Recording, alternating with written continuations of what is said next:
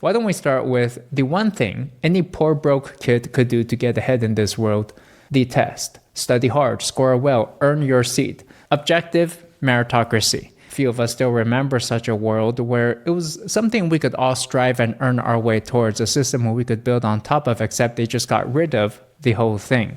During the pandemic, over 80% of four-year colleges went test optional, and the scores got replaced by essays, activities, personality ratings, your DEI profile, the soft subjective criteria, your empathy, your EQ level, how friendly are you, how much a teacher likes you, how good do you look, physically appearance-wise even, how well connected is your family, how much money did your family donate to the school.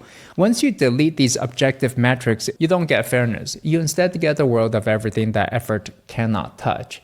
Your polish, your pedigree, your physical appearances, and whichever identity box scores points this admission season. The Harvard lawsuit put the ugliest version of this on record. We saw applicants with identical academic test scores, but they were marked down on subjective personality ratings that nobody can measure and nobody can appeal. And so in this reality, which is real, a 16-year-old is watching and learning the real lesson. Grinding an objective number is a sucker's bet. The world told them, no matter how much you work, it's not going to make a difference for you. Now, at the same time, there was also a second parallel shift, this one aimed at your mind.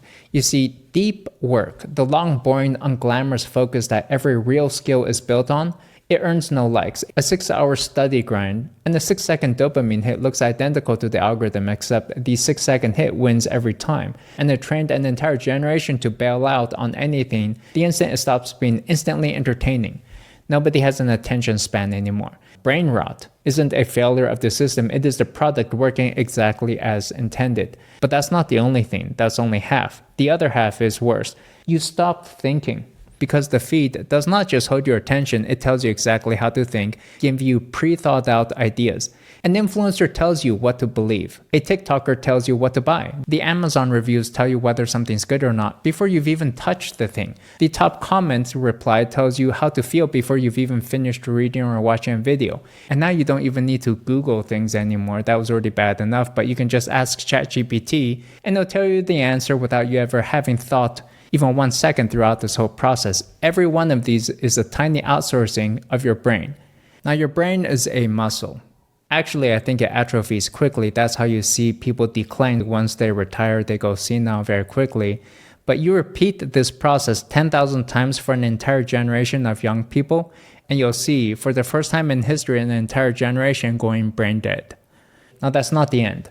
Social media had one more insidious effect. This time it's about your face. Your physical appearance. If you go back 15 years ago, your looks actually barely mattered past your immediate circle. Nobody was ranking strangers all day. We said, it's what on the inside that counts. We didn't see that many faces outside our social circle and a few movie stars.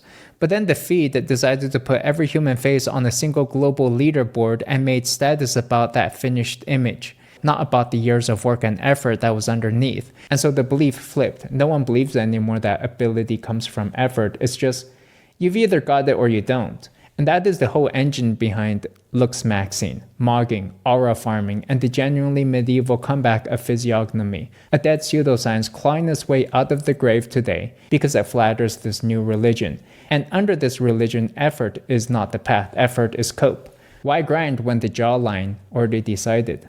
Want proof? Watch where this generation actually spends its time and equates with success. The gym. Gen Z hits the gym at nearly double the rate millennials did at the same age.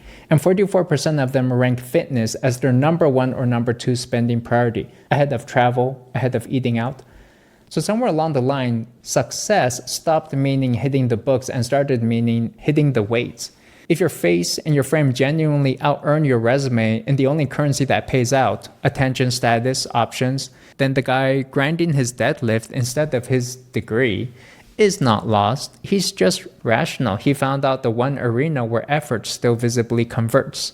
So we've listed 3 arenas now: school, mind, body, and in all cases, the things that you could work hard for is getting replaced by things you were issued at birth. Now hold that thought because it's about to get worse. Because here's what happens. Even if you focus and you grind and you make it, well, the ladder just lost its bottom rung.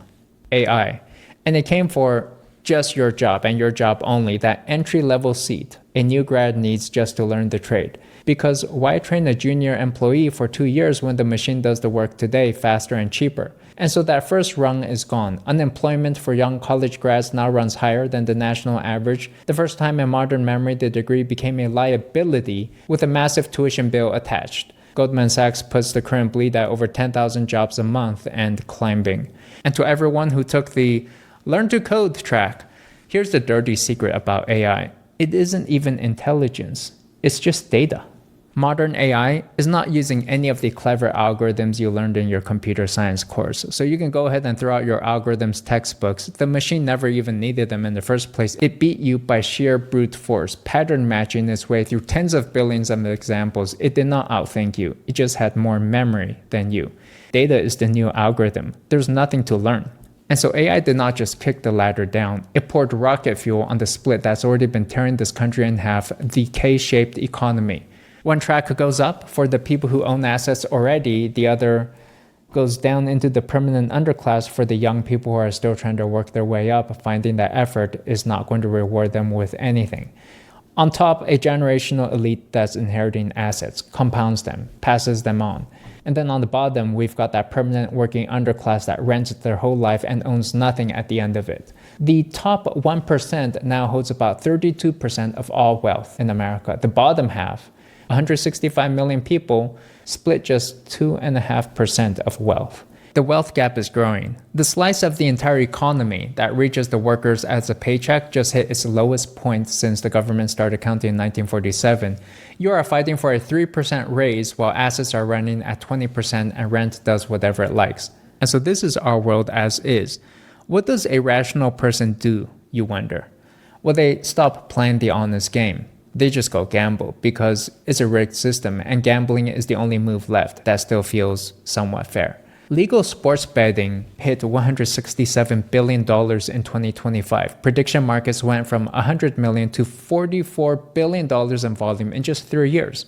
Most of that is just sports betting. Kalshi and Polymarket are gaining popularity with 18-year-olds. We've got meme coins, gacha pools, loot boxes, lottery tickets sold to you as self-agency. Northwestern Mutual gave the mood its real name, financial nihilism, and found that among the young people already reaching for these bets, 80% say they're doing it because they feel behind, and the traditional path clearly isn't getting them to where they want to be. If steady work only ever leads to renting forever, then a long shot ticket is a rational purchase, and this is the deeper psychological damage. The growth mindset flips into a fixed mindset. The idea of being able to build your way up becomes, well, the game is rigged, so I'll just pray for luck. And that is learned helplessness at population scale, a generation that traded their textbooks and self-agency for a slot machine. And the tragedy isn't that they're wrong about the system either. They're right. So what's the fix? Well, first of all, we do need to debunk this fantasy of meritocracy because honestly, pure meritocracy is not real. Life is unfair. Looks do matter. Talent is dealt, not earned. And if effort and hard work alone were enough, well then every janitor would already be a millionaire. And they're not. So no amount of hustle poster nonsense changes that. Meritocracy is not real, never was. But here's the part that does matter. A society does not need merit to be perfectly real. It needs to bet on effort to pay better than that bet on luck.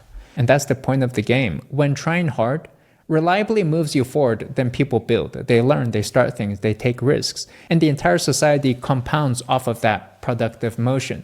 But if you break that link, a society's productivity rots because you've quietly taught hundreds of millions of people that building is for suckers.